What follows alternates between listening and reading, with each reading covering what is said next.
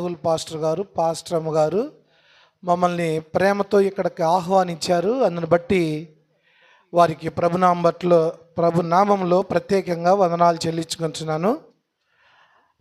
ఇక్కడికి దేవుడు వారిని ప్రేరేపించి ఇక్కడికి నడిపించడానికి దేవుడు వాడుకున్న దూత జాన్ సుదర్శనం గారు. కాబట్టి వారికి కూడా ప్రభునామంలో ప్రత్యేక వందనాలు చెల్లిస్తున్నాను. ఇందాక మనము సాక్ష్యం విన్నాం. ఆ బ్రదర్ని దేవుడు మాతో కలపడానికి ఏర్పాటు చేసుకున్నటువంటి ఇంకొక దూత ఆయన ఇస్సాక్ బ్రదర్ గారు మన మధ్య ఉన్నారు. వారికి కూడా ప్రత్యేక వందనాలు చెల్లించుకుంటున్నాను. ఇక్కడ చేరిన ప్రతి బిడ్డకి దేవుని పేరిట ప్రతి ఒక్కరికి వందనాలు చెల్లించుకుంటున్నాను. దేవుడు మిమ్మల్ని నిండుగా దీవించునుగాక. ఆమెన్. ఇక్కడ మనము ఈ ప్రత్యేక రీతిలో చేరి ఉన్నాం. మరి ఇది మన శక్తి, మన బలము కాదు, అనాది ప్రణాళిక. ఇక్కడికి వచ్చినాము అంటే అది దేవుని చిత్తమైతేనే ఇక్కడ మనందరం కూడి ఉన్నాం కదా. దేవుడు ఇక్కడ ఉన్నారని ఎంతమంది నమ్ముతున్నారు? ఎందుకని వాక్యమే చెప్తుంది కదా, ఎక్కడ ఇద్దరు ముగ్గురు కూడి నా నామమున ఏకీభవిస్తారు వారి మధ్య నేను ఉంటానని సెలవిచ్చిన దేవాది దేవుడు మన మధ్య ఆత్మస్వరూపిగా సంచరిస్తున్నాడు. దేవునికి స్తోత్రాలు చెల్లిస్తున్నాం. మహాగణుడు. ఎవరు ఇక్కడికి అన్ఎక్స్పెక్టెడ్గా రాలా. మీరు అనుకుంటున్నారు ఏదో మేము ఇట్లా వచ్చాము ఆడించేటకు వచ్చామని అనుకుంటున్నారు. కానీ దేవుని ప్రణాళికలో ఈ దినాన మనందరం ఇక్కడ చేరవలసి ఉన్నది. కాబట్టి మనందరం ఇక్కడికి వచ్చాము. దేవునికి మహిమ కలుగునుగాక. మేము వచ్చే మార్గంలో సడన్గా ఒక బర్రి దూడ తోటలో నుంచి ఎగిరి రోడ్డు మీద దూకేసింది. పాపం డ్రైవర్ ఏం చేస్తాడు, మామూలుగా కనబడుతూ ఉంది, తోలుతూ ఉన్నాడు. త్వరగా రావాలి, లేట్ అయిపోద్ది అని ఆశతో తొందరగా త్వరపెట్టాము. అతను వస్తూ ఉన్నాడు, సడన్గా ఎగిరి దూకేసింది రోడ్లకి. బ్రేక్ అయితే వేసాడు కానీ దూడను కూడా తగిలించినాడు. అంతకు ముందే ఇస్తారా అని చెప్తుంది, ఎవ్వరు నిద్రపోవద్దు, మెలకువతో ఉండండి, ప్రార్థన చేయండి అంటుంది. మళ్ళీ అందరం చిన్నగా అలసిపోయి నిద్రలకు జారుకున్నాం. ఎప్పుడైతే బ్రేక్ కొట్టాడు అందరం లేచాం, మళ్ళీ దేవుని స్తుతించడం మొదలుపెట్టాం. దేవునికి మహిమ కలుగును గాక. ఆమేన్. ఇక్కడ ఆ దేవుని ఏర్పాటు ఉన్నది కనుక మనందరినీ చేర్చాడు దేవుడు. నేను కర్నూలులో ఉంటాను. ఈరోజు ఇక్కడికి రావాలని వారం రోజుల నుంచి సెలవు అడుగుతూ ఉంటే మీటింగులు ఉన్నాయి, అట్టున్నాయి ఇట్టున్నాయని లాస్ట్ వీక్ అట్లా చేశారు. ఈ వీక్ అన్నీ చేసి వెళ్ళేసి రండి అని చెప్పారు. వచ్చినాను. మార్నింగ్ బయలుదేరి దగ్గర హైవే ఎక్కున్నాం. దగ్గరకు వచ్చాం. మెసేజ్లు పెడుతున్నారు, ఫోన్లు చేస్తున్నారు. ఎందుకు? మీటింగ్ ఉంది, వచ్చిండి అని. నేను ఫోన్ ఎత్తితే మళ్ళీ నేను ఇక్కడ ప్రశాంతంగా దేవుని సన్నిధిలో ఉండలేనని ఫోన్ ఆపేసినాను. తర్వాత మాట్లాడదాంలే, ఏదైనా దేవునికి అప్పచెప్పేసినాను. అయితే దేవుని కార్యం జరగాలి, దేవుడు సన్నిధిలో మనందరం ఉండాలని దేవుని ఆశ కనుక మనందరం ఇక్కడ చేరి ఉన్నాం. నమ్మిన వారందరూ హల్లెలూయా చెప్పండి. హల్లెలూయా. దేవునికి మహిమ కలుగును గాక. అద్భుత రీతిగా దేవుని సన్నిధి మనతో ఉన్నది కనుక దేవునికి వందనాలు. అయితే దేవుడు తన ఆలోచన ప్రణాళికను తన బిడ్డల ద్వారా మనకు తెలియపరుస్తాడు కదా. ఎంతమంది నమ్ముతారు దేవుడు మాట్లాడతాడంటే? మాట్లాడతాడు దేవుడు మనతో. ఎలా మాట్లాడతాడు? మనం కానీ బైబుల్ చదివితే వాక్యం ద్వారా మాట్లాడతాడు. అవునా? చదువు రాని వాళ్ళ కొందరా, మరి వాళ్ళతో ఎలా మాట్లాడతాడు? వారు దైవజనుడు మాట్లాడే మాటలను శబ్దం విని వాళ్ళకి ఆ ద్వారా మాట్లాడతాడు దేవుడు మాట్లాడతాడు. ఏదైనా రూపాయన మాట్లాడతాడు. అది కూడా అవకాశం లేని కొందరు ఉంటారు. వాళ్ళతో కూడా దేవుడు మాట్లాడతాడు. కళల రూపంలో, దర్శనాల రూపంలో మాట్లాడతాడు. నీతో కూడా మాట్లాడతాడు. మాట్లాడుతున్నప్పుడు నీకు ఆ గ్రహింపు ఉండాలి. దేవుడు మాట్లాడుతున్నాడు నాతో అనే గ్రహింపు ఉండాలి. చాలామంది మనం అనుకుంటాం, ప్రార్థన చేశాను, దేవుడు నా ప్రార్థన వినలా, వింటే నాకు ప్రతిఫలం ఇస్తాడు. తొందర మనకు ప్రార్థన చేయగానే మనం అనుకున్నది జరిగిపోవాలా, ప్రార్థన చేయగానే మనం అనుకున్నది జరిగిపోవాలా. అదే ఆశతో మనం చేస్తాం. ఒకవేళ దేవాది దేవుడు నువ్వు ప్రార్థన చేసిన వెంటనే ప్రతిఫలం పంపించాడు అనుకుందాం. మరి నీ ప్రార్థనా బలము శక్తి లేదనుకుందాం. అప్పుడు ఆ ప్రతిఫలాన్ని మధ్యలో వాయుమండలంలో ఆపే శక్తులు దురాత్మలకు లేదా? దానియేలు ప్రార్థిస్తున్నప్పుడు ఆయనకి దేవుడు ప్రతిఫలము పంపితే దురాత్మలు మధ్యలో ఆపేసినాయి. దేవుని దానియేలుతో మాట్లాడుతున్నాడు, దానియేలు లే, ప్రార్థన చేయి, నీ శక్తి సరిపోలేదు, ప్రతిఫలం వస్తుంది, దురాత్మలు అడ్డుకుంటున్నాయి, ప్రార్థన చేయి అని చెప్పినప్పుడు ప్రార్థన చేస్తే ప్రతిఫలం వచ్చింది. అంటే దానికంటే శక్తి నువ్వు ఎక్కువ పొందుకున్నప్పుడే ఆ ప్రతిఫలం పొందుకుంటావు. ఈ దినాన నువ్వు ప్రార్థన చేస్తూ ఉన్నావు, దేవుడు నీతోనే మాట్లాడుతూ ఉన్నాడు, కానీ నీకు ప్రతిఫలం రావడం లేదంటే నీ శక్తి సరిపోవడం లేదు, ప్రార్థనా బలం లేదు. ఆ బలాన్ని నువ్వు పెంచుకోవాలి. నీకు శక్తి సరిపోకపోతే ఏం చేయాలి? సహాయాన్ని కోరుకోవాలి. దానియేలుకు కూడా సహాయం కోరుకున్నాడు. షడ్రక్, మేషక్, అబేద్నెగోల ద్వారా. రాజు కలగని మర్చిపోతే ఆ కళ మీరే చెప్పాలి, భావం మీరే చెప్పాలి, లేదంటే చంపేస్తాను అన్నప్పుడు అప్పుడు దానియేలు వాళ్ళని సహాయం కోరుతాడు, ప్రార్థనా సహాయం. మరి మీరు కోరుతున్నారా? కోరాలి. దేవుడు తన మందిరంలో ఉంచాడని మనందరికీ తెలుసు. కానీ దేవుడు పలానా టైంకి దైవజనుడు దేవుని పక్షాన నిలబడి పలానా సమయానికి మందిరానికి రండి అని చెప్తాడు. అది ఆయన మాట కాదు, దేవుని మాట. మరి దేవుని మాటకు లోబడి దేవుని కంటే ముందు వస్తున్నామా, దేవుని తర్వాత వస్తున్నామా? దేవుడు మాట్లాడతాడు. మీరు ప్రయత్నించి చూడండి. నువ్వు ఆలస్యం అయ్యావని మాట్లాడతాడు. ముందుగా రావాలి. దేవుని మందిరములో ఒక్క దినము గడుపుట 1000 దినాల కంటే శ్రేష్టము. మరి అలాంటి దినాన్ని కోల్పోతారు రాని వాళ్ళు. అంటే 1000 దినాలు ఎంత గొప్ప మాట కదా. ఎన్ని పనులు నా పక్కన పెట్టుకొని దేవుని మందిర ఆవరణంలోకి నువ్వు కానీ వస్తే ఒక్క దినము నువ్వు ఇక్కడ గడిపితే 1000 దినాలతో శ్రేష్టమని దేవుడు సెలవిస్తూ ఉన్నాడు. దేవుడు మనతో మాట్లాడతాడు. మాట్లాడేటప్పుడు నువ్వు గ్రహించాలి. సమూయేలు అన్నాడు. సమూయేలుకి దేవుని పిలుపు ఇలా ఉంటుందని తెలియదు. ఏలి దగ్గరికి వెళ్ళి లేవగొట్టాడు, నా ఏలినవాడా, అయ్యా చెప్పు, చిత్తం ప్రభు చెప్పు అంటున్నాడు. నేను నిన్ను పిలవలేదు, పోయి పడుకోపో అంటున్నాడు. మళ్ళీ సమూయేలు అని పిలిచాడు, మళ్ళీ వెళ్ళి తట్టాడు, నేను పిలిచలేదు, నువ్వు పోయి పడుకో అని చెప్తూ ఈసారి పిలిస్తే చిత్తం ప్రభువా నేనున్నానని చెప్పు. చూడండి ఎంత గొప్ప విషయమా. అలా నిన్ను కూడా పిలిచి ఉంటాడు దేవుడు, నిన్ను కూడా పిలిచి ఉంటాడు. ప్రతి బిడ్డని పిలుస్తాడు. తన బిడ్డతో ఎప్పుడు సహవాసం చేయాలని దేవునికి ఇష్టం. ఆదాము అవ్వలతో కూడా సహవాసం చేయాలని ప్రతి దినము చల్లపూట వెళ్ళి ఆదామా ఆదామా అని పిలిచేవాడట. మరి నన్ను కూడా పిలుస్తాడు. ఎందుకనంటే దేవుని బిడ్డలమే కదా మనం, పిలుస్తాడు. మరి ఆ ఆదాము అవ్వ ఎలా పిలుపుకు లోపడ్డారు, ఎలా పాపం చేసి దూరం అయిపోయారు. ఎప్పుడైతే నీకు దేవునికి మధ్య అడ్డుగోడగా పాపం వస్తుందో ఆ దినాన నువ్వు ఆ స్వరం వినలేవు.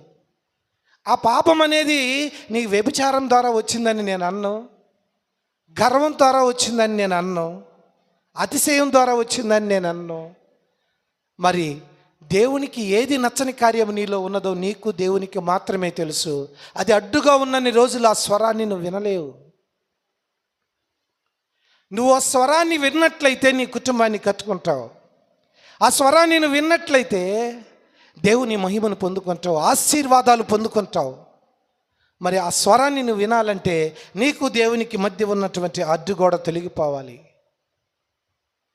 మరి ఆ అడ్డుగోడ తొలగిపోవడానికి నువ్వు వెలిగించబడిన బిడ్డగా ఉన్నావా? బాప్తిజం అనుభవంలోకి వచ్చిన ప్రతి బిడ్డ వెలిగించబడినట్టు దేవుని వెలుగుతో నింపబడిన వ్యక్తి. మరి అలాంటి వ్యక్తి ప్రార్థనా జీవితంలో కానీ అధికముగా ఉండకపోతే క్రమేణా ఆ వెలుతురుకు దూరం అవుతాడు.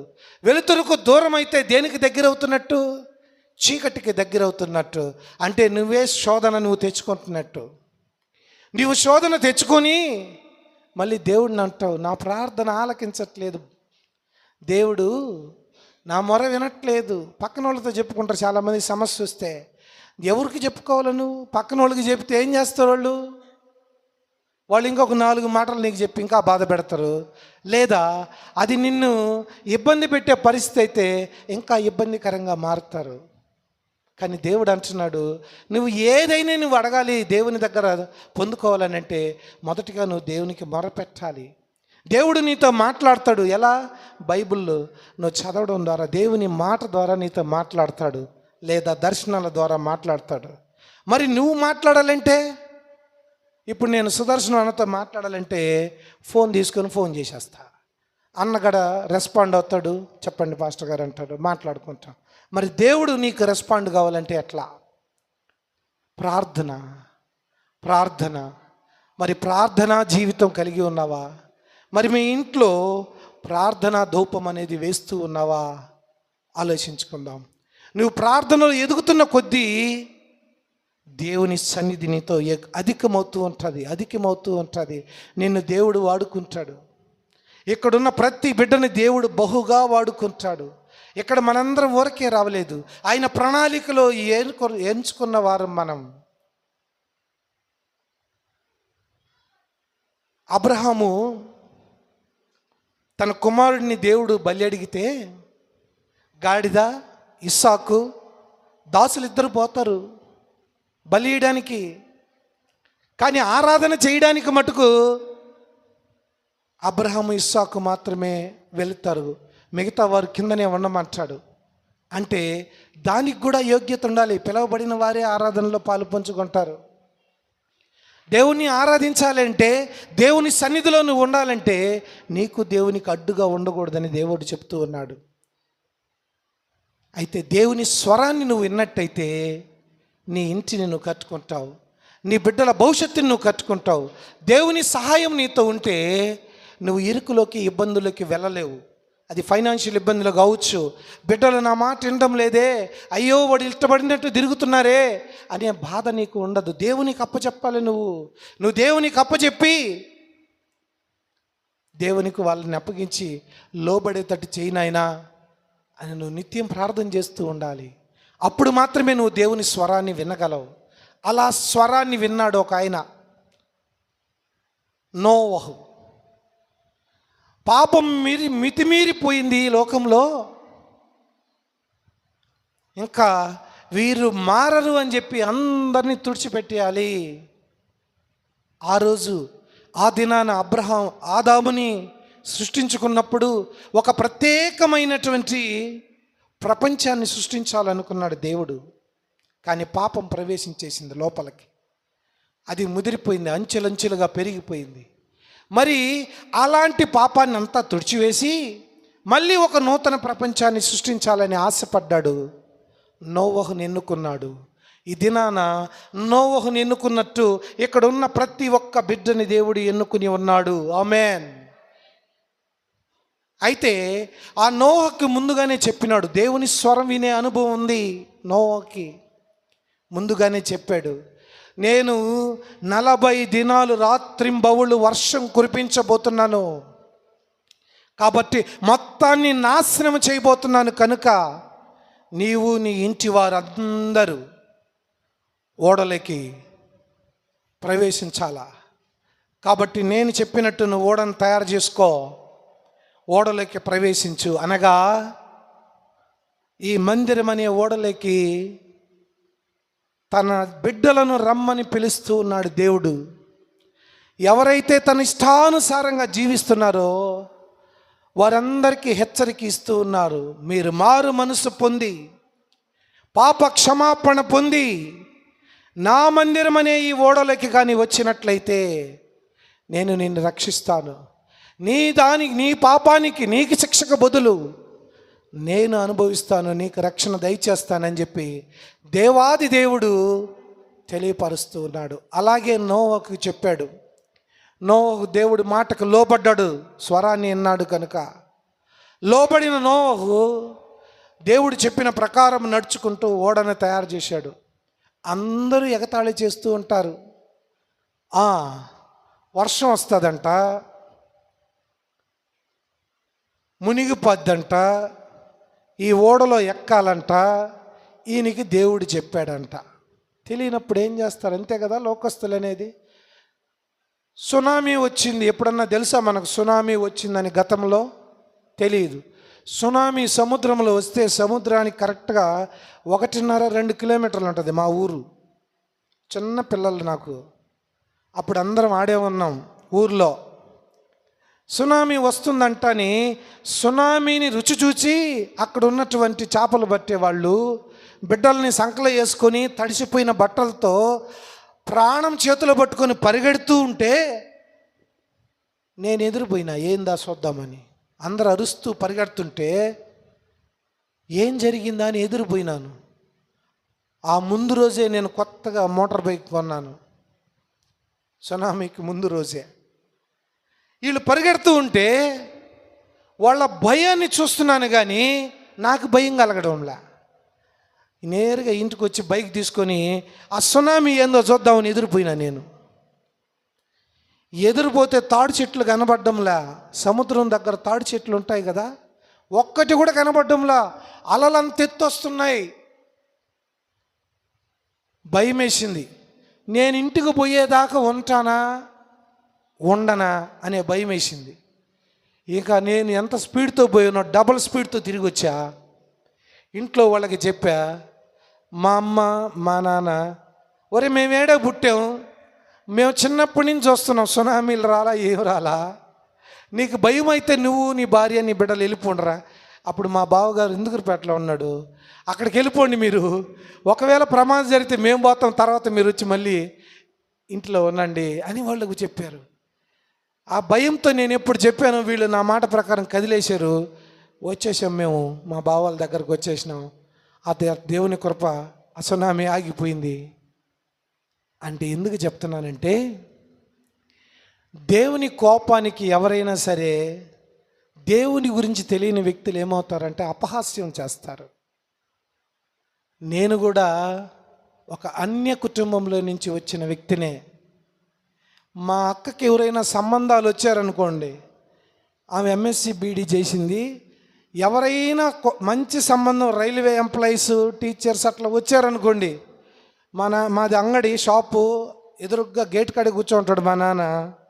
ఎవరన్నా వచ్చి అయ్యా మాకు ఇట్లా పలానా వాళ్ళు ఇన్ఫర్మేషన్ ఇచ్చారు, మేము మీ బిడ్డను చూడడానికి వచ్చాము అంటే ఈయన అంగట్లోనే కూర్చొని మీరేంటి అనేది, అయ్యా మేము క్రైస్తవులు, అటైతే పోండి రాకూడదు, మీరు లోపలికి రాకూడదు అనే తత్వంలో పెంచాడు.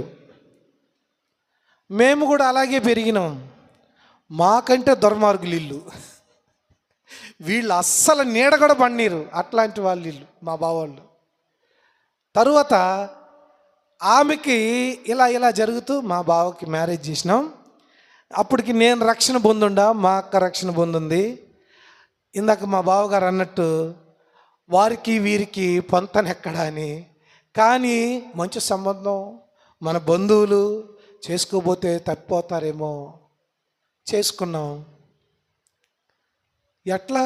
వాళ్ళేమో క్రిస్టియన్ పెళ్ళి వద్దంటున్నారు, మేమేమో హిందూ పెళ్ళి వద్దంటున్నాం.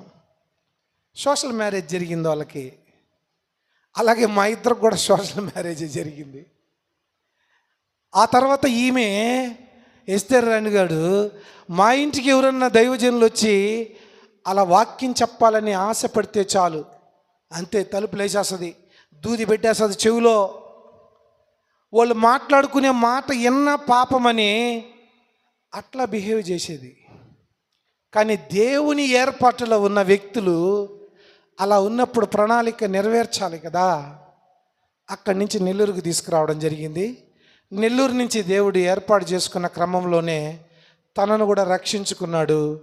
రక్షించుకున్న తర్వాత ఇలా మీ ముందు ఈ రకంగా నిలబెట్టుకున్నాడు. దేవునికి మహిమ కలుగునుగాక. అయితే అలాంటి జీవితంలో ఉన్న మేము దేవుడు ఏర్పాటు చేసుకున్నాడు కనుక అలా క్రమేణా నశించిపోయే ఆత్మల భారం కలిగి వాళ్ళని కూడా రక్షించుకోవాలని చెప్పి ఆ కందలపాడు గ్రామంలో ఒక చిన్న మందిరాన్ని ఏర్పాటు చేయాలని ఆశతో అక్కడికి వెళ్ళడం జరిగింది. సంవత్సరం రోజులు ఆ ఓపెన్లోనే, ఖాళీ ప్రదేశంలోనే ప్రార్థన జరిగించాం. వర్షం వస్తుంటుంది, మేము పోతాం, వర్షంలోనే మైకు అన్నీ తెచ్చి బయట పెట్టేస్తాం, వర్షం ఆగిపోద్ది. నమ్మండి, ప్రార్థన అయిపోయేదాకా ఇంకా చినుకు కూడా పడదు. అవన్నీ తెచ్చి వానలో పెట్టేస్తాం, టేబుల్ వేసి, అంతా ఆగిపోద్ది. ప్రార్థన అయిపోద్ది, తీసి లోపల పెడతాం, మళ్ళీ వర్షం, మళ్ళీ మేము ఆటోలు బళ్ళు ఎక్కువ వచ్చేస్తాం. ఇలా సంవత్సరం రోజులు జరిగిన తర్వాత దేవుడు ప్రేమించి వర్షంలో తడుస్తున్నారు బిడ్డలు అని చెప్పి ఒక మందిరాన్ని ఏర్పాటు చేశాడు. దేవునికి మహిమ కలుగును గాక. ఆ మందిరం ద్వారా ఇలా ఈ మందిరంలోకి రావడం జరిగింది. ఇది దేవుని ఏర్పాటు కాదా?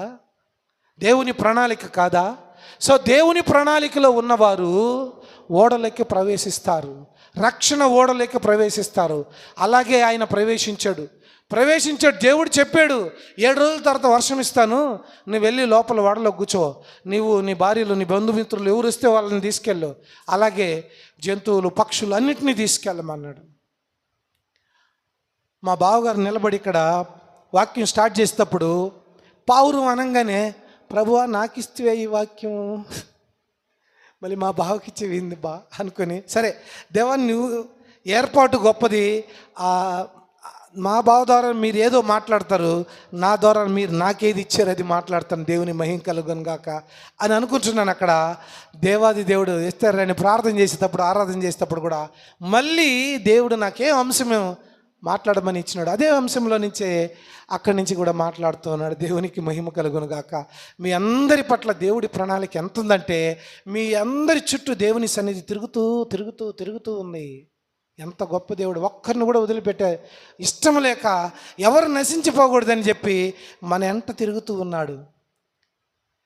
అంటే మేము సరిగా లేమా పాస్టరు, మా ఇంట తిరుగుతున్నాడు అని చెప్తున్నారు అని అనుకోవద్దు. ప్రణాళికలో ఉన్నారు మీరు. ప్రణాళికలో ఉన్న మీరు రక్షించబడితే కాదు, మీరు ఆశీర్వదించబడితే కాదు, మీరు అనేక జనాలకి ఆశీర్వాదకరంగా ఉండాలి. ఆమేన్. మీరొక్కరు ఆశీర్వాదం పొందితే సరిపోదు, అనేకులకు మీరు ఆశీర్వాదకరంగా ఉంచాలని దేవుడు ఈ దినాన్ని ఏర్పాటు చేశాడు. దేవునికి మహిమ కలుగునుగాక. అయితే దేవుడు ఏం చెప్పాలనుకుంటున్నాడు ఇందాం. అయితే ఎప్పుడైతే లోపలికి దేవుని మాట విని లోపలికి వెళ్ళాడో నోవా గారు, 7 దినాలు అయిన తర్వాత దేవుడు చెప్పినట్టు ఆకాశ వాకిళ్ళు నిప్పి వర్షాన్ని ఇచ్చాడు. 40 దినాలు రాత్రింపగళ్ళు వర్షాన్ని కురిపించాడు. ఆ వర్షము పెరగగా ఆ నీళ్లు 15 మూరలు ఎత్తొచ్చినాయంట. అంటే పశువులు, మనుషులు అన్నీ చచ్చిపోయి ఉంటాయి, ఆల్మోస్ట్ క్లియర్. ఒక్క ఓడలో ఉన్నవారు మాత్రమే రక్షించబడినారంట. దేవునికి మహిమ కలుగునుగాక. ఈ ఓడలో ఉన్నవారు రక్షించుకోవాలని దేవుడు ఎవరిని జారిపోనీయకుండా దేవుడు ఈ దినాన్ని తన ప్రణాళికలో మనకి ఏర్పాటు చేసినాడు. దేవునికి మహిమ కలుగునుగాక. అయితే ఆయన ఎప్పుడైతే ఓడలోకి వెళ్ళాడో 7 రోజుల ముందే వెళ్ళాడు. 40 దినాలు వర్షం కురిచింది. ఆ తర్వాత 150 దినాలు ఆ నీళ్ళ మీదే ఆ పడవ ప్రయాణిస్తూ ఉంది.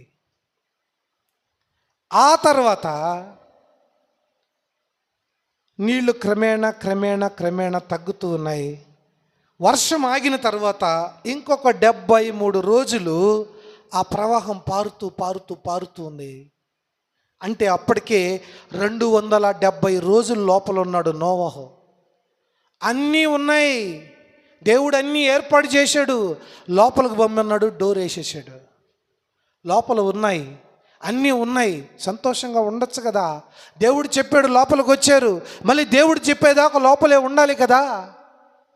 మరి రక్షణ ఓడలోకి వచ్చిన నీవు, దేవుడు అనుమతితో వచ్చిన నీవు, మళ్ళీ దేవుడు చెప్పేదాకా నువ్వు దేవుని మందిరం అనే ఓడలోనే ఉన్నావా? లేదా లోకమనే లోకాశల్లో ఉన్నావా? ఎవరు నన్ను చూడడం లేదులే, నేను మా ఇంటికి వచ్చా, లేదా పొలం పనిలో ఉన్నా, నేనే పని చేసినా నన్ను ఎవరు చూడరని అనుకుంటున్నావా?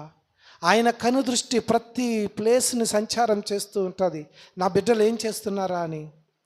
కాబట్టి నీవు చేసే కార్యాలు, నీ ఆలోచనలో నువ్వు చేసే కార్యాలు మేము చూడలేకపోవచ్చు, కానీ దేవాది దేవుడు చూస్తూ ఉంటాడు. కనుక భయము భక్తి రెండు కలిగి నువ్వు ఎలా ఉండాలంటే, దేవుడు నీ పక్కనే ఉన్నాడనే భయంతో భక్తి కలిగి నువ్వు జీవించాలి.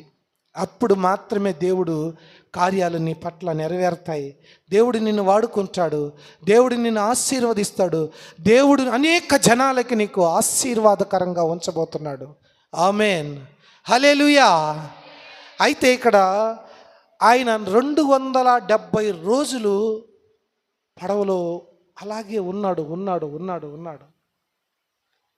మళ్ళీ బయట ఏం జరుగుతుందా, నీళ్ళు తగ్గిపోయినాయా ఉన్నాయా తెలుసుకోవాలని చెప్పి, అంటే అన్నీ సమకూర్చిన దేవుడు కుదురుగా ఉండలేం మనం. దేవుడు అన్నీ సమకూరుస్తాడు. దేవుని మీద భారం వేసి నువ్వు కానీ నిలబడితే, దేవునికి అన్నీ అప్పచెప్పి నువ్వు కానీ ఉంటే, దేవుని మందిరంలో ఆయన్ని స్తుతిస్తూ ఉంటే నీ స్థితి మారుస్తూ ఉంటాడు. కానీ అన్నీ ఇచ్చినా ఉండలేము. బయట ఏం జరుగుతుందో తపన, ఎప్పుడెప్పుడు లోకంలోకి పోదామనే తపన. నువ్వు బలహీనుడు అయితే సాతాను నీ చేయి పట్టుకొని లోకంలో తీసుకెళ్ళడానికి వాడు రెడీగా ఉంటాడు, దురాత్మల సమూహముతో. కాబట్టి నువ్వు శక్తిని, బలాన్ని ఇక్కడ పొందుకొని నువ్వు ప్రతి దినము బయటికి వెళ్ళాలి. నువ్వే పని చేస్తున్నా దేవుని సన్నిధిలో మొరపెట్టి విచారణ చేసే బయటికి వెళ్ళాలని దేవాది దేవుడు తెలియపరుస్తూ ఉన్నాడు. అనగా ఇక్కడ నోవహు 310 రోజులు పడవలోనే ఉండాడు. ఎన్ని దినాలు? దాదాపు సంవత్సరం రోజులు ఓపిక పట్టాడు ఆయన దేవుని మాటకి లోబడి. ఎంత విశ్వాసము కదా. మరి నువ్వు ప్రార్థన చెయ్యంగానే జవాబు రాలేదని ఎన్నిసార్లు విసుక్కోలేదు దేవుని మీద? దేవుడి నీ పట్ల ఒక మంచి ప్రణాళిక ఏర్పాటు చేసుకుని ఉంటే, ఆ ప్రణాళిక నెరవేర్చాలి అని అంటే అది ఆ తగిన సమయం రావాలి కదా. మరి నువ్వు ఈ లోపల తొందరపడిపోయి, అయ్యో నా బిడ్డకి ఉద్యోగం రాలేదే, అయ్యో నా బిడ్డకి పెళ్లి కాలేదే, అయ్యో నా కుటుంబం ఏంది ఇలా శోధనలో ఉందే, అప్పుల్లో పడిపోతున్నామే, నీ తొందర దేవుని మీద ఆధారపడి నువ్వు నడవడం లేదు. కాబట్టి దేవుడు చెప్తూ ఉన్నాడు, నీవు విశ్వాసంతో దేవుని వైపు చూడాలి. నోవహు విశ్వాసంతో సంవత్సరం రోజులు ఎదురు చూశాడు. అబ్రహాముకి సంతానాన్ని ఇస్తానని దేవుడు ఎన్ని సంవత్సరాలప్పుడు చెప్పాడో తెలుసా? ఆయన వయసు 75 సంవత్సరాలప్పుడు వాగ్దానం చేశాడు దేవుడు. కానీ వాగ్దానం నెరవేర్పు ఎప్పుడు జరిగింది? 25 సంవత్సరాల తర్వాత, అనగా 100 సంవత్సరాలు వచ్చేంత వరకు బిడ్డలేరు. అన్ని సంవత్సరాలు విశ్వాసంతో వాళ్ళు ఉన్నారు. దేవుడు మనకు నేర్పిస్తూ ఉన్నాడు. దేవుని మీద నువ్వు నిజంగా ఆనుకుంటే, నీ హృదయాన్ని దేవుని వైపు తిప్పినట్లయితే, దేవుడిని చేయి పట్టుకుని నడిపించే సమయం వచ్చింది. ఎదురు చూడాలి, విశ్వాసంతో ఎదురు చూడాలి. దేవుడి కార్యాలు చాలా గొప్పవి. ఏమి లేని దావీదును రాజును చేయలా, ఏమీ లేనటువంటి యేసోపుని ప్రధానమంత్రిని చేయలా, ఏమి లేని బానిసగా కొనబడినటువంటి దానియేలుని ప్రధానమంత్రిగా చేయలా. మరి ఏమి లేని నిన్ను నన్ను దేవుడు గొప్ప వ్యక్తిగా వాడుకోడా? విశ్వాసం లేదు, నిరీక్షణ లేదు. కాబట్టే దేవుడు మాట్లాడుతూ ఉన్నాడు, నువ్వు విశ్వాసంతో నిరీక్షణ కలిగి జీవించాలని దేవుని కోరిక. అయితే ఈ ఓడ అనే సంఘంలో ఉన్నటువంటి మన సంఘ బిడ్డలు ఏం చేస్తారంటే, వస్తారు, ప్రార్థన చేస్తారు, వెళతారు. అందరు కాదు, కొందరు. ప్రార్థనా బలం నీలో తగ్గిపోతే ఏం జరుగుతుందో చూద్దాం. ఎప్పుడైతే ఇదంతా తగ్గిపోయిందని అనిపించిందో, లోపలికెళ్ళు నోవహు అని చెప్పిన దేవుడు, వర్షం తగ్గిపోయింది, నువ్వు ప్రశాంతంగా బయటకు వచ్చేయి అని చెప్పడా? చెప్తాడు, కానీ తొందర. నోవహు ఏం చేశాడు? కిటికీ తలుపులు తెరిచి పరిస్థితి తెలుసుకోవాలని కాకిని వదిలేడట. వెళ్ళిన కాకి అలా అలా అలా అలా అలా అటు ఇటు తిరుగుతూ అది రాలా. వెంటనే మళ్ళీ ఏంటి ఇది రాలేదు, ఏం జరిగిందబ్బా అని ఆలోచించి అక్కడికి ఆగలేదు. దేవుని మాటకు లోబడాలి, మళ్ళీ బయట ఏం జరుగుతుందో తెలుసుకోవాలనే స్వభావంలో మళ్ళీ పావురాన్ని వదిలేడట. పావురం వెళ్ళి తిరిగి తిరిగి తిరిగి తిరిగి తిరిగి మళ్ళీ గూటికి వచ్చిందంట. మళ్ళీ తిరిగి వస్తే చేయి జాచి కిటికీలో నుంచి పట్టుకున్నాడంట. ఏమి చేయి జాచకపోతే లోపలికి రాదా? కిటికీలో చిన్న సందుంటే పావురం లోపలికి వచ్చేదా? వచ్చేస్తుంది. కానీ 2 చేతులు చాచి పట్టుకొని లోపలికి తీసుకున్నాడంట. మరి ఈ పావురానికి స్థలం దొరకలేదు, తిరిగి వచ్చేసింది. కానీ ఈ కాకికి స్థలం ఏడ చిక్కింది? కాకికి స్థలం ఏడ చిక్కింది? ఏ చెట్టు లేదు, అన్నీ మునిగిపోయినాయి, కాలు మోపడానికి ఛాన్స్ లేదు. అలాంటి సందర్భంలో పావురాయి తిరిగి వచ్చేసింది, కానీ కాకి తిరిగి రాలేదు. దేవుడు ఏం మాట్లాడుతున్నాడు ఇక్కడంటే, కాకి స్వభావమైనటువంటి విశ్వాసిని గురించి మాట్లాడుతున్నాడు. ఏమిటా కాకి స్వభావం అంటే, సంవత్సరం రోజులు ఓడలో ఉన్నటువంటి నోవహుతో మిగిలిన పక్షులు, వారి కుటుంబ సభ్యులతో ఉన్నటువంటి కాకి ఎప్పుడైతే బయటికి వెళ్ళిందో, తన పాత స్వభావాన్ని విడవలేక, ఏదైతే చనిపోయిన శవాలు ఆ నీళ్ళ మీద తేలుతూ ఉన్నాయో వాటి మీద కాలు మోపి ఆ కుళ్ళిపోయిన మాంసాన్ని తినాలని ఆశపడి మళ్ళీ లోకంలోకి వెళ్ళిపోయింది. ఈ రక్షణ ఓడలోకి వచ్చిన మనందరము మళ్ళీ లోకంలోకి వెళ్ళిపోయినప్పుడు, దేవుడు నాతో ఉన్నాడు, దేవుడు నన్ను చూస్తూ ఉన్నాడు, నేను దేవుని బిడ్డని అని నీ క్రియలు ఎలా ఉన్నాయి? కాకి లాంటి స్వభావం కలిగి ఉన్నావేమో, దేవుడు మాట్లాడుతూ ఉన్నాడు. అలా ఉంటే సరి చేసుకోవాలి. కాకి తిరిగి రాలేదు, తన పాత జీవితానికి వెళ్ళిపోయింది. తన పాత జీవితానికి వెళ్ళిపోతే ఏం జరుగుతుంది? దేవునికి దూరం అయిపోద్ది, సాతానికి లోబడుతుంది, దాన్ని మళ్ళీ అగ్నిగుండంలోకి వెళ్ళిపోద్ది. దేవునికి మహిమ కలుగును గాక. కానీ పావురం వెళ్ళింది, దాన్ని కాలు మాపడానికి ఎక్కడా ఛాన్స్ లేదు, మళ్ళీ తిరిగి నేరుగా వచ్చేసింది. అంటే రక్షించబడిన నీవు, దేవుని ఆత్మతో నడిపించబడుతున్న నీవు, దేవుని పక్షాన నిలబడిన దైవజనుడు మాట్లాడుతుండగా మాటకు లోబడిన నీవు, ఒకవేళ నువ్వు లోకములకి వెళ్ళినా కూడా, లోకాశ నిన్ను పిలుస్తున్నా కూడా, నీ లోపల పరిశుద్ధాత్మ దేవుడు దాన్ని వ్యతిరేకిస్తూ ఉంటాడు. నువ్వు దాన్ని గ్రహించాలి. ఒకవేళ లోకాశలకు లోబడి కాకిలాగా వెళ్ళిపోతే చివరికి నరకాగ్నిలోకి వెళ్ళాలి. ఎందుకంటే ఆ నరకాగ్ని ఏర్పాటు చేసింది నీకు నాకు కాదు, సాతానుడికి, దానికి సంబంధించినటువంటి దురాత్మలకి, సమూహానికి. కానీ దేవునికి దూరమైన నీవు దానికి దగ్గర ఉంటావు కాబట్టి ఆ శిక్షకు పాత్రలు అవుతాం. కాబట్టి అలాంటి పరిస్థితిలో నువ్వు ఉండద్దని దేవుడు చెప్తున్నాడు. పావురం వలె వివేకం కలిగి జాగ్రత్తగా ఉండమని దేవుడు హెచ్చరిస్తూ ఉన్నాడు. అయితే కాకి స్వభావం వద్దు అని దేవుడు తెలియపరుస్తున్నాడు. దేవుడు ఒక్కొక్కసారి మిమ్మల్ని బయటకు పంపిస్తాడు. ఉద్యోగం చేస్తున్న నిన్ను ఉద్యోగం కోసమైనా వేరే దగ్గరకు పంపిస్తాడు. విశ్వాసిగా ఉన్న నీవు ఏదో ఒక పరిస్థితులు ఇక్కడ ఎదుర్కొని వేరే దగ్గరికి నువ్వు వెళ్ళాల్సి వస్తుంది. అక్కడ సంఘం ఉండదు, విశ్వాసులు ఉండరు, నువ్వు ఒక్కనివే ఉండాల్సిన పరిస్థితి వస్తుంది. దేవుడు కూడా ఒక్కసారి చెయ్యి విడుస్తాడు. నువ్వు విశ్వాసంలో ఉండవా లేదా పరీక్షించాలని చూస్తాడు దేవుడు. అలాంటి సందర్భంలో నేను ఎవరు చూడడం లేదులే అయినా నా వాళ్ళు ఇక్కడ నేను కానీ వాళ్ళు మనం తెలుస్తుంటాం కదా, పాత మిత్రులు కలుస్తుంటారు, ఓల్డ్ ఫ్రెండ్స్, సంపాదిస్తారు, పార్టీలు చేసుకుంటుంటారు. మనం కానీ కనబడ్డాం అనుకో, భలే ఆతృతోడికి ఎట్టయినా మనం లాక్కెళ్ళాలని.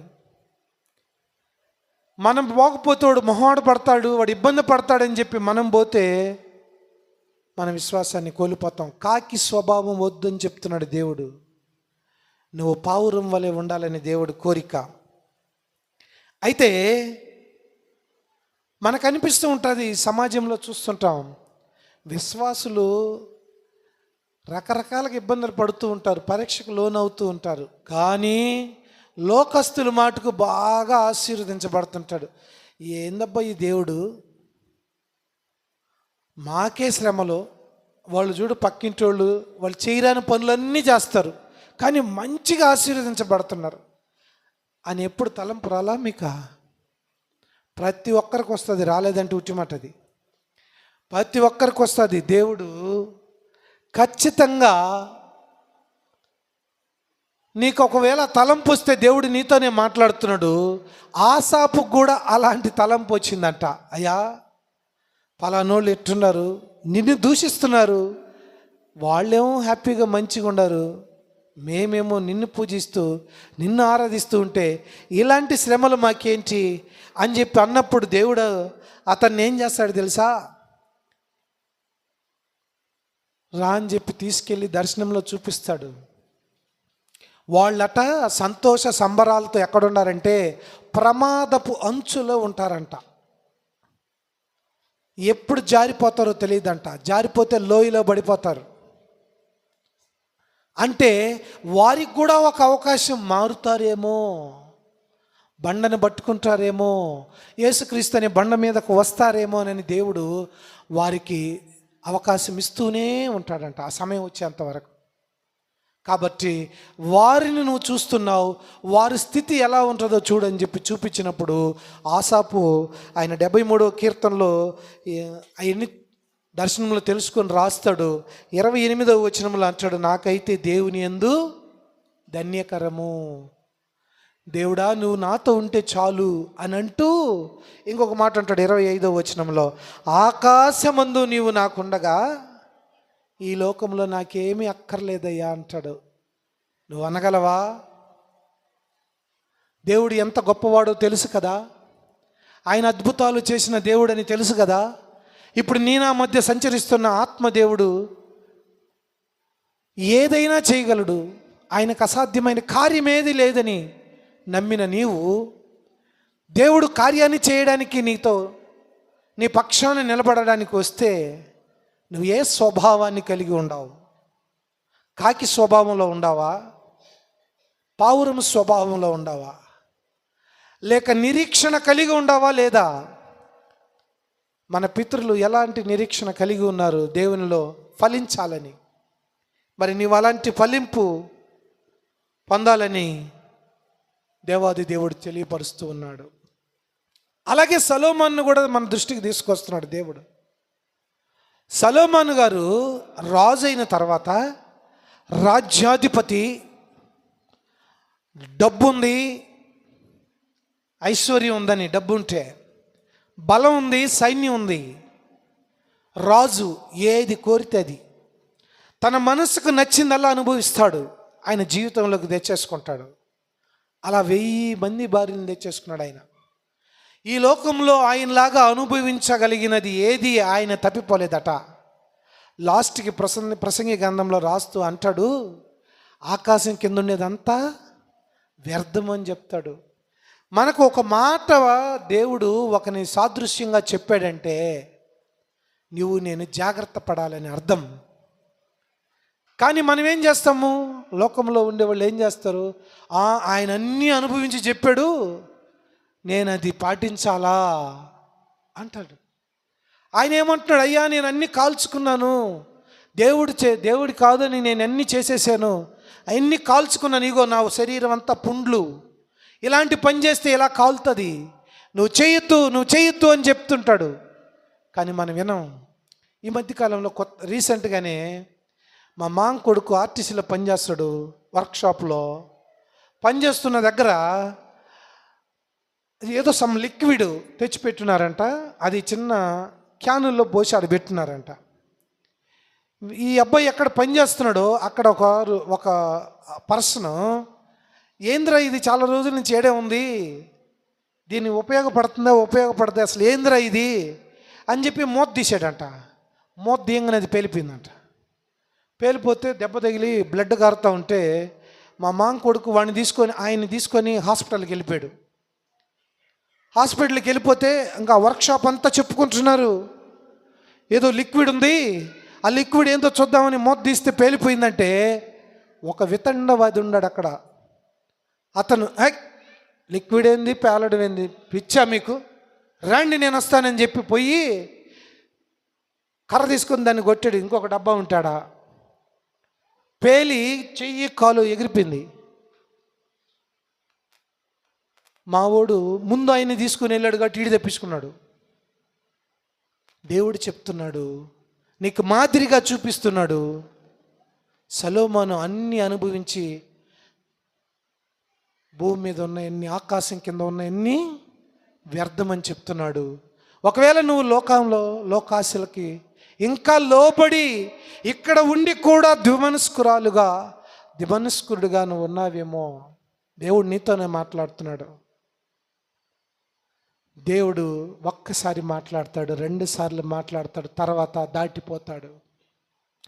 దాటిపోయే లోపలే నువ్వు దేవుని పాదాలు పట్టుకొని దేవునికి బ్రతిలాడుకోవాలి. సమస్య పెద్దది కాకతలికే మనం జాగ్రత్త పడాలని సొలొమోను ద్వారా మాట్లాడుతున్నాడు. కాబట్టి ఈ భూమి మీద నువ్వు ఎక్కడికి వెళ్ళినా సరే నెమ్మది సమాధానం నీకు కలగదు. నెమ్మది సమాధానం కలిగేది ఓన్లీ దేవుని సన్నిధిలోనే, అనగా ఈ రక్షణ ఓడ అనే మందిరంలోనే నీకు నెమ్మది సమాధానం కలుగుతుంది. నువ్వు ఎక్కడికి వెళ్ళినా మళ్ళీ తిరిగి ఇక్కడికి రావాల్సిందే. కాబట్టి మీలో ఏదైనా ఒకవేళ అలాంటి సిచ్యువేషన్ పరిస్థితి ఉంటే, యేసేపుకు కూడా వచ్చిన అలాంటి స్థితి, ఎంత ఉన్నతమైన స్థితిలో పెట్టినాడో కానీ ఎదుర్కొన్నాడు సమస్యని. పోతీఫరు భార్య రూపంలో ఎదుర్కొన్నాడు. కానీ అక్కడి నుంచి ఏం చేశాడు? అతను పారిపోయాడుగా. లోకాశకి చిక్కలేదు, పారిపోయాడు. అలా ఈ పావురం వెళ్ళి కాలు మోపాలని చూసిన ప్రతి ప్రదేశము ఇది కొండలాగా లేదా ఒక బండలాగా కనబడుతుంది. పోయి కాలు మోపగానే అది కుళ్ళిపోయిన శరీరం అని గుర్తించి, అయ్యో నేను పొరపాటు చేశానే అనే దృక్పథంతో పావురం తిరిగి మళ్ళీ దేవుని సన్నిధిలోకి ఓడలేక వచ్చేసింది. కానీ కాకి అలాంటి స్వభావంలో లేదు. దొరికిందిలే, సంతోషపడదాం, ఆనందిద్దాం అని అంటుంది. ఓ విశ్వాసి, దేవుని జనమ, నీతో నేను మాట్లాడుతున్నాడు. నువ్వు ఏ మనసులో ఏ ఆలోచనతో ఉండావు, దేవుడు నీతోనే మాట్లాడుతున్నాడు. దేవుడు నిన్ను ఏర్పాటు చేసుకున్నది ఆయన ప్రణాళికలో నిన్ను వాడుకోవాలని. కానీ నిన్ను వాడుకోలేకపోతున్నాడంటే నువ్వు ఏ స్థానంలో ఉందావో దేవుడు మాట్లాడుతున్నాడు. పాపము నుంచి దూరముగా పారిపో, తిరిగి దేవుని సన్నిధికి రా అని చెప్పి దేవుడు మాట్లాడుతున్నాడు. అలా ఎవరైనా ఒకవేళ ఈ సన్నిధి, ఈ రక్షణ ఓడలో నుంచి పోయి లోకంలో కలిసిపోయి ఉన్నారేమో, నష్టపోయి ఉన్నారేమో, వారిని కూడా దేవుడు పిలుస్తూ ఉన్నాడు రక్షణ ఓడలేక రమ్మని. తప్పిపోయిన కుమారుణ్ణి మాదిరికరంగా పెట్టి ఉన్నాడు. నా ఆస్తిని నాకు పంచి నేను వెళ్ళిపోవాలి, నేను సుఖంలో ఉండాలి, అనుభవించాలి అని అడిగాడు. ఒకవేళ నీ బిడ్డ వచ్చి నేను అడిగితే నువ్వు ఇచ్చేస్తావా? నీ ఆస్తిని పంచి ఇచ్చేస్తావా? కానీ దేవుడు ఎంత గొప్పవాడు చూడు. తన ఉపమానంలో చెప్తూ ఉన్నాడు, తండ్రి సరే నువ్వు వెళ్ళిపోవాలనుకుంటున్నావు కదా, బంధించడు. దేవుడు బంధించడు, స్వేచ్ఛగా పెడతాడు. వానికి రావలసిన భాగం ఇచ్చేశాడు, వెళ్ళాడు, అనుభవించాడు. ఎక్కడ నెమ్మది లేదు. బట్టలు మాసిపోయినాయి, కంపు కొట్టే పరిస్థితిలోకి వచ్చేసాడు. బుద్ధి వచ్చింది. లోకములో ఉన్నది నేత్రాశ, శరీరాశ, జీవపు డంబం. నెమ్మది లేదు, సమాధానం లేదు. నేను ఎక్కడ ఉన్నా వేస్ట్, తిరిగి నా తండ్రి ఇంటికి వెళ్ళిపోతే నాకు మేలు అని బుద్ధి వచ్చినప్పుడు తిరిగి మళ్ళీ తండ్రి వద్దకు వచ్చాడు. తండ్రి దగ్గరకు వస్తున్నప్పుడే ఎక్కడి నుంచో చూసిన తండ్రి ఆతృతతో బిడ్డ వైపు చూసి వెళ్ళి మీద పడి ముద్దు పెట్టుకున్నాడు. కంపు కొట్టిన బట్టలు వేసుకొని ఉన్నాడు, పాపమనే కంపు వేసుకొని ఉన్నాడు. అయినా తండ్రి ఎన్ని చూడలేదు, నా బిడ్డ నా కాడికి మనసు తిప్పుకొని వచ్చాడులే అని అనుకుంటున్నాడు. ఈ వెళ్ళిన పావురము ఏదో ఒక శరీరం మీద, కుళ్ళిన శరీరం మీద కానీ నిలబడి ఉంటే, ఒకవేళ కాలికి బురదలు అంటుకొని ఉంటే, మళ్ళీ అది తిరిగి వచ్చినప్పుడు బోడలేకి నోవహు అయ్యి నీకు బురద ఉంది వెళ్ళిపో అంటాడా? చేయి చాచి పట్టుకుంటాడు కదా. ఏమైనా కిటికీలో చేయి చాపకపోతే వచ్చేదా? తండ్రి ప్రేమ అలాంటిది. దేవుడు తన ప్రేమని తన బిడ్డల ద్వారా చూపిస్తున్నాడు. ఇక్కడ మీకు కాపరిగా ఉన్న దేవుని బిడ్డ, దైవజనుని ద్వారా నీకు దేవుడు తన ప్రేమను ఎల్లపరుస్తూ ఉంటాడు. కానీ ఆ మాటకి నువ్వు లోబడాలి. లోబడిన పావురం తిరిగి వచ్చింది, ప్రేమతో 2 చేతులు చాచి పట్టుకున్నాడు. అలాగే నువ్వు ఎక్కడ తప్పిపోయావో దేవుడు ఈరోజు తన 2 చేతులు నీ వైపే చాచి, నా బిడ్డ ఎప్పుడు వస్తుందా అని ఎదురు చూస్తూ ఉన్నాడు. నీతో మాట్లాడాలని, ఆయన స్వరము నీకు వినిపించాలని, నేను ఆశీర్వదించాలని, అనేక జనానికి నేను ఆశీర్వాదకరంగా ఉంచాలని దేవుని ఆశ, ప్రణాళిక. మరి ఆ ప్రణాళికలో ఉన్న నీవు మరి దేవుణ్ణి బాధ పెట్టే స్థితిలో ఉన్నావేమో ఒకసారి ఆలోచించుకుందాం. కాబట్టి దేవుడు స్వేచ్ఛనిస్తాడు, స్వేచ్ఛని పాడు చేసుకోకూడదు. ఆదాము అవ్వని తోటలో ఉంచినప్పుడు ఈ పండ్లు తప్ప, ఈ చెట్టు పళ్ళు తప్ప మిగతా పండ్లు అన్నీ తినమన్నాడు. అంతేనా చెప్పింది? ఏ చెట్టు పండు తినద్దన్నాడో ఆ చెట్టు చుట్టూ కంచె వేశాడా? నువ్వు పాప అక్కడికని నిన్నేమన్నా బంధించాడా? ఆదాము అవ్వల్ని బంధించాడా? బంధించలేదు. ఇక్కడ కూడా నిన్నెవరు బంధించరు. స్వేచ్ఛనివ్వాలి. నువ్వు ఈ మందిరంలోనే ఉండాలని బంధిస్తే అది తప్పు. దేవుడు ఒక్కసారి చేయి విడుస్తాడు, నీ విశ్వాసాన్ని పరీక్షించడానికి వేరేది ఇక్కడ కూడా పంపిస్తాడు. కానీ ఈరోజు పరిస్థితి అలా లేదు. బంధించాలి, బంధించి నా కాడే పెట్టుకోవాలి. బంధించి నా కాడ పెట్టుకుంటే నీకు దీవెన రాదు, నాకు దీవెన రాదు. కానీ ఆదాము అవ్వాలని ఎట్లయితే తోటలో స్వేచ్ఛగా ప్రతి పండు తినొచ్చు, ఈ పండుని తప్ప అని చెప్పి కండిషన్ పెట్టాడు, అలాగే ఈ లోకంలో నువ్వు ఎలా అయినా జీవించు, ఎవరితో అయినా జీవించు, బట్ దేవుని ఆజ్ఞకు లోబడి జీవించు అని స్వేచ్ఛను నీకు ఇచ్చాడు. స్వేచ్ఛని పాడు చేసుకున్నటువంటి ఈ తప్పిపోయిన కుమారుడు మళ్ళీ తిరిగి బుద్ధి వచ్చి దేవుని దగ్గరికి వచ్చినప్పుడు ఎట్లయితే కుమారుని తండ్రి మీద పడి ముద్దు పెట్టుకొని ప్రశస్త వస్త్రాన్ని ఇచ్చి దగ్గరికి చేర్చుకున్నాడో, అలాగే దేవాది దేవుడు నీతో మాట్లాడుతూ ఉన్నాడు. నేను అలా కౌగిలించుకోవాలని, నీతో మాట్లాడాలని ఎంతో వేదన వేదన వేదన వేదన. మళ్ళీ కొద్ది దినాలు అయిన తర్వాత పావురాన్ని వదిలాడు. వెళ్ళిన పావురం ఈసారి ఒలీవ మొక్కను తగిలించుకొని వచ్చింది. ఓహో, పరిస్థితి బాగున్నట్టుంది బయట, ఇంకా పర్లేదు, తలుపు తీసుకొని బయటికి వెళ్ళొచ్చని ఆలోచన కలిగి ఉంటుంది నోహకి. కానీ వెళ్ళలా. మళ్ళీ కొద్ది దినాలు ఎదురు చూశాడు. ఎదురు చూసి మళ్ళీ పావురాన్ని బయటకు వదిలాడు. ఇంకా తిరిగి రాలా పావురం. ఇంకా తిరిగి రాలేదంటే కాలు మోపే పరిస్థితి బయట ఉన్నట్టా కానట్టా? ఉన్నట్టు. ఇక బయటకు వచ్చేయచ్చా? మరి ఓడలోకి వెళ్ళినప్పుడు డోర్ వేసింది ఎవరు? మరి బయటికి రావాలంటే తలుపు తీయాలి కదా. నీ ఇష్ట ప్రకారం తలుపు తీసుకుంటే ఎట్టా? మందిరంలోకి వచ్చినప్పుడు దేవుని ఆజ్ఞకు లోబడే కదా మందిరంలోకి వచ్చావా? దేవునికి లోపడ్డావా? దేవుని ఆజ్ఞకు లోబడినప్పుడు, ఆశీర్వాదం ఇచ్చినప్పుడు మళ్ళీ నువ్వు ఆశీర్వాదకరంగా ఉండాలంటే మళ్ళీ దేవుని ఏమి చెప్తాడు దాని వరకు వేచి ఉండాలి కదా. తొందర ఎందుకు? నువ్వు ప్రార్థన చేస్తే కూడా ఇదే జరుగుతుంది. తొందరపడకూడదు. దేవుడు ఏర్పాటు చేసిన దినాన ఆలస్యం చేస్తాడు కానీ అలక్ష్యం చేసే దేవుడు కాదు మన దేవుడు. కాబట్టి నువ్వు కోరుకున్నది నీకు ఇస్తాడు. అయితే సరిచేసేదాకా ఆలస్యం చేస్తాడు, సరిచేస్తాడు, పరీక్షిస్తాడు, నీ విశ్వాసాన్ని పరీక్ష పెడతాడు. ఎప్పుడైతే ఇది తిరిగి మళ్ళీ వచ్చిందో సంతోషపడ్డాడు, హ్యాపీ. ఇప్పుడు వెళ్ళిపోయింది. ఎక్కడికి వెళ్ళుంటుంది అది? ఈ సిక్కులిపోయిన శరీరాల మీదకి వెళ్ళుంటుందా?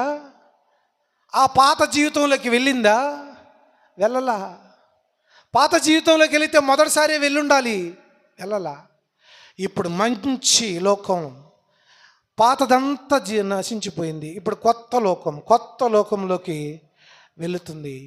ఎప్పుడు శాశ్వతంగా జీవించే లోకంలోకి వెళ్తుంది. అదే పరలోకం. అక్కడికి వెళ్ళింది సాదృశ్యంగా.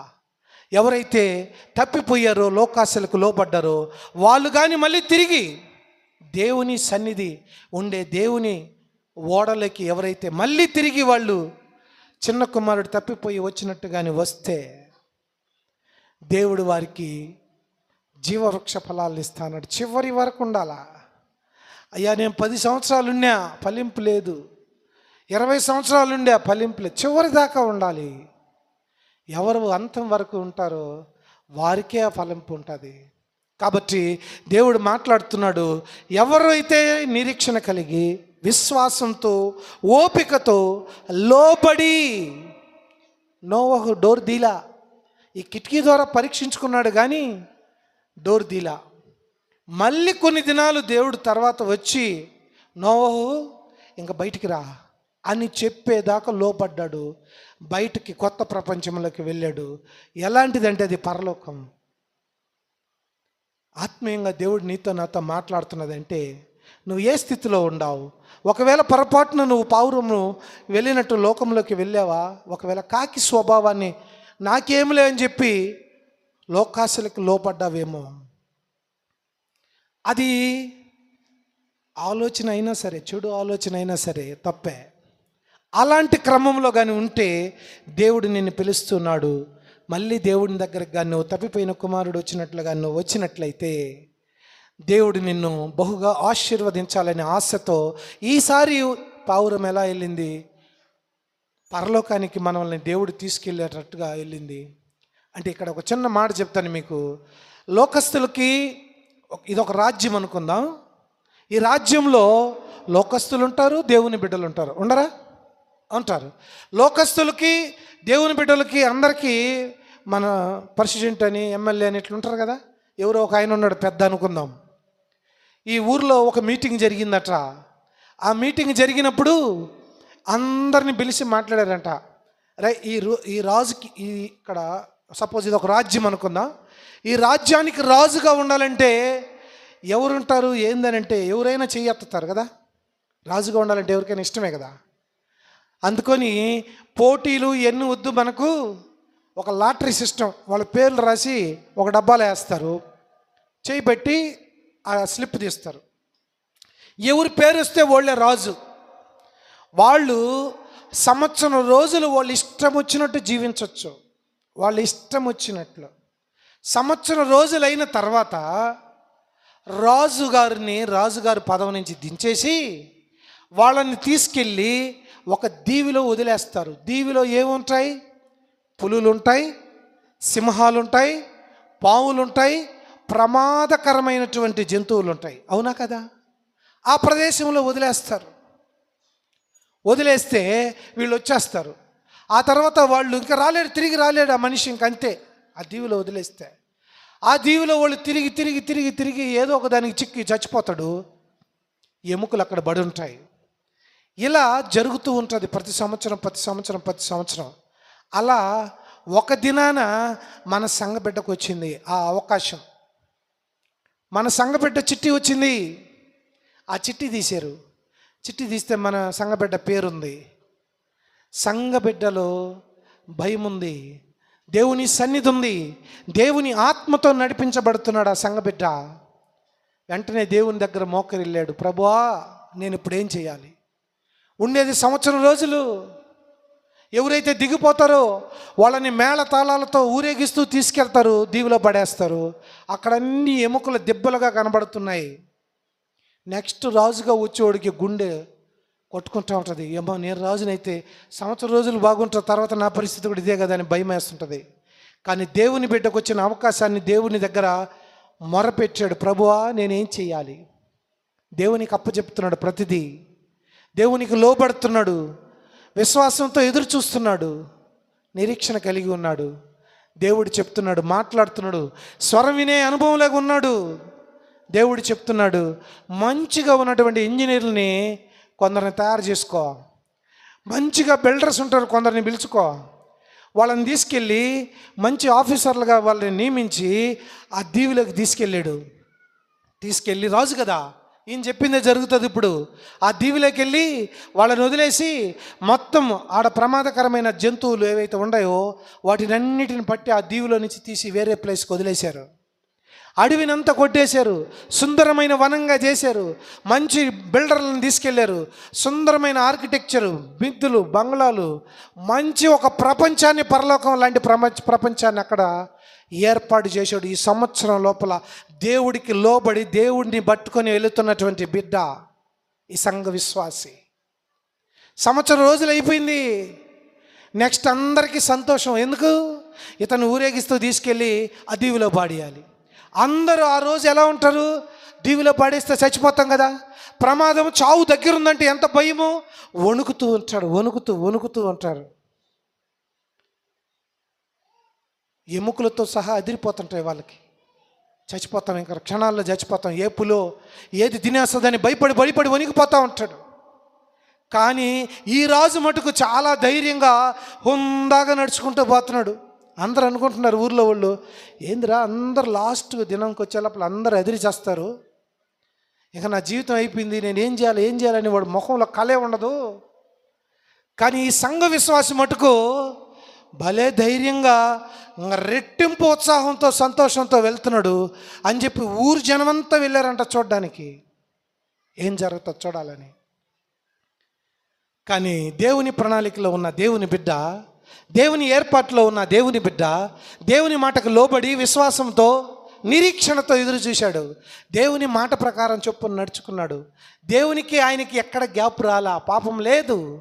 కాబట్టి దేవుడు చెప్పినటువంటి సుందరవనాన్ని తయారు చేసినాడు. పరలోకాన్ని మెరిపించేటటువంటి ఒక ప్రదేశాన్ని ఏర్పాటు చేశాడు. చూడడానికి పోయిన వాళ్ళందరూ ఆశ్చర్యపోయినారు, అబ్బా ఎంత బాగుంది, ఎంత బాగా చేశాడని.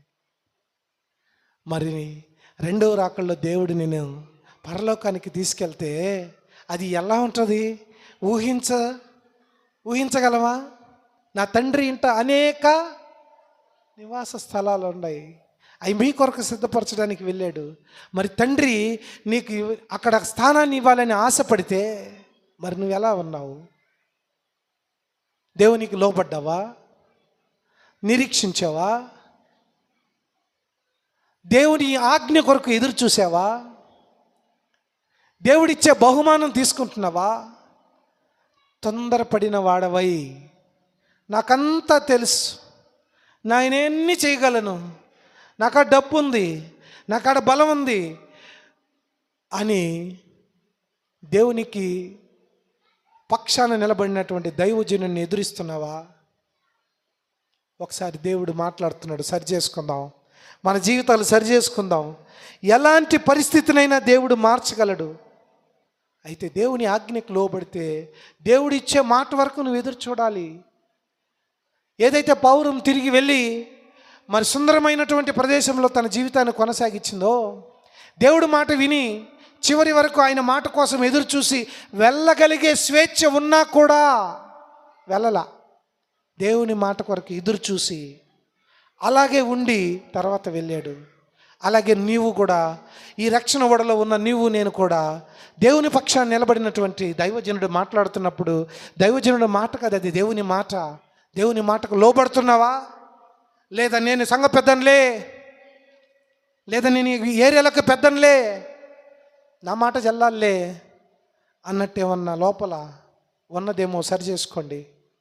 దేవుడు ఎంతో ప్రేమతో నిన్ను ఆశీర్వదించాలని, అనేక జనాలకు నిన్ను ఆశీర్వాదకరంగా ఉంచాలని దేవుడు ఆశతో ఆయన సన్నిధిని చుట్టూ తిరుగుతూ ఉంది.